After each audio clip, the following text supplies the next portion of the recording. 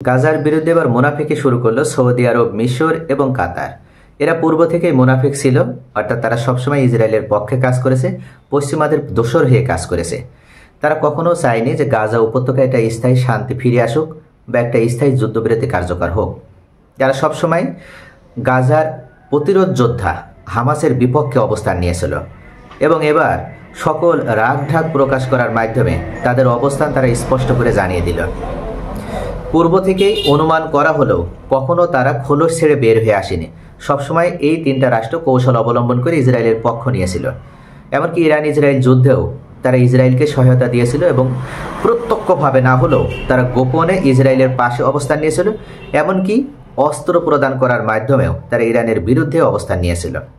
আর এবার তো তারা সরাসরি গাজার বিরুদ্ধে অর্থাৎ হামাসের বিরুদ্ধে অবস্থান নিল।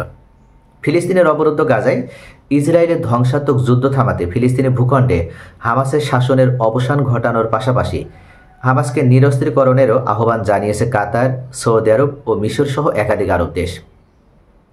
কিন্তু এখানে হামাসকে যদি নিরস্ত্রীকরণ করা হয় তাহলে গাজার ভবিষ্যৎ কী?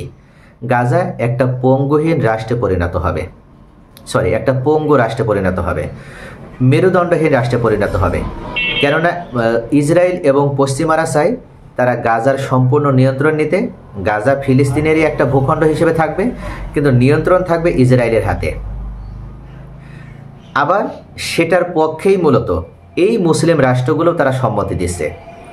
হামাসের পক্ষ থেকে বারবার বলা হয়েছে যে হামাসের বিরুদ্ধে যদি কোনো ধরনের অন্যায় প্রোপাগান্ডা বা অন্যায় কোনো অভিযান পরিচালনা না করে দখলদার বাহিনীরা, তাহলে হামাসও কখনো ইসরায়েলিদের বিরুদ্ধে কোনো ধরনের কোনো অভিযান চালাবে না। তবে এক্ষেত্রে একটা স্থায়ী শান্তি চুক্তি হতে হবে, একটা স্থায়ী যুদ্ধবিরতি কার্যকর হতে হবে। এখানে হামাস বারবারই উল্লেখ করেছে যে তারা অস্ত্র পরিত্যাগ করবে না। অস্ত্র নিরস্ত্রীকরণের মাধ্যমে যে যুদ্ধবিরতির প্রস্তাব দেওয়া হচ্ছে, এই প্রস্তাব হামাস কখনো মানবে না। কেননা হামাস ভালোভাবে জানে যে এই প্রস্তাব মেনে নেওয়া মানে এক প্রকার গাজা ভূখণ্ডের নিরাপত্তা ইসরায়েলের হাতে তুলে দেওয়া। আর এটা তারা কখনো করবে না। যদি এটা তারা করতই তাহলে এতগুলো প্রাণ কেন তারা বিসর্জন দিল, এতগুলো মানুষের মৃত্যু কেন তারা গ্রহণ করলো, তাদের এত কষ্ট পেতে হলো কেন? দীর্ঘ 2টা বছর হতে যাচ্ছে তারা না খাওয়ার জ্বালায় অর্থাৎ কষ্টে তারা দিনাতিপাত করছে। বিশ্ব স্বাস্থ্য সংস্থার পক্ষ থেকে বলা হয়েছে গাজার 1/3 মানুষ তারা খাবারের অভাবে দুর্ভিক্ষে পতিত হয়েছে বা পুষ্টিজনিত সমস্যায় ভুগছে। তাহলে এতটা, যেখানে প্রায় 65,000 মানুষ সরকারি হিসাবে মারা গিয়েছে, যেখানে 1.5 লক্ষের বেশি মানুষ আহত হয়েছে, এত অত্যাচার নির্যাতনের পরও যারা গাজার 1 ইঞ্চি মাটি দখলদার ইসরায়েলিদের হাতে ছেড়ে দেয়নি, তারা নিজেকে মৃত্যুবরণ করতে রাজি। তারা মৃত্যুবরণ করতে রাজি হওয়ার পরও তারা নিজ দেশের ভূখণ্ড ছেড়ে দিতে রাজি নয়। তারা কেন এই মুসলিম বিশ্বের মিশর, সৌদি আরব, কাতার এই মুনাফেক শাসকদের কথা শুনে তারা কি নিরস্ত্রীকরণ প্রক্রিয়ায় যাবে? কখনোও যাবে না। হামাসের পক্ষ থেকে বলা হয়েছে যে তারা এক রক্তবিন্দু থাকা পর্যন্ত তাদের শরীরে তারা প্রতিরোধ চালাবে, তারা লড়াই অব্যাহত রাখবে। অর্থাৎ কখনও তারা তাদের দেশের স্বাধীনতা এবং সার্বভৌমত্ব ইসরায়েলের হাতে তুলে দেবে না।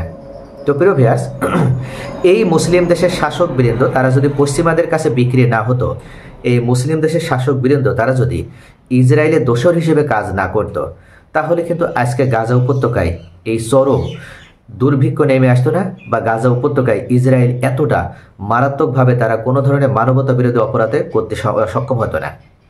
আমরা হয়তো ইসরায়েলিদেরকে দোষ দিই যে দখলদার ইসরায়েলি বাহিনী তারা গাজা উপত্যকায় চরম অন্যায় করছে, চরম জুলুম নির্যাতন করছে।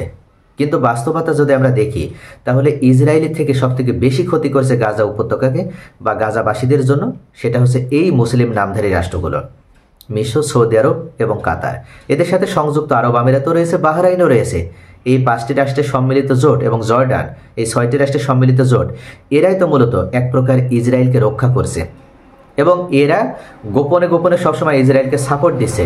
এবং এরা মনে করে যে যদি গাজা উপত্যকায় হামাস জয়লাভ করে তাহলে সেটা এক প্রকার তুরস্কের বিজয় হবে, সেটা এক প্রকার ইরানের বিজয় হবে, আর সেটা এক প্রকার এই সকল রাষ্ট্রের অভ্যন্তরে যে সাধারণ নাগরিক রয়েছে, সাধারণ জনগণ যারা রয়েছে, তাদের বিজয় হবে।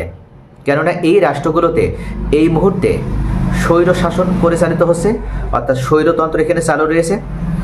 প্রত্যেকটা রাষ্ট্রের শাসকবৃন্দ তারা জনগণের মতামতকে তোয়াক্কা না করে তারা রাজতন্ত্র পরিচালনা করছে এবং তারা খুব ভালোভাবে জানে যে তাদের জনসমর্থন একেবারে তলানিতে। যদি নির্বাচন হয় সুষ্ঠু গণতান্ত্রিক পরিবেশে, তাহলে তারা 1% ভোটও পাবে না।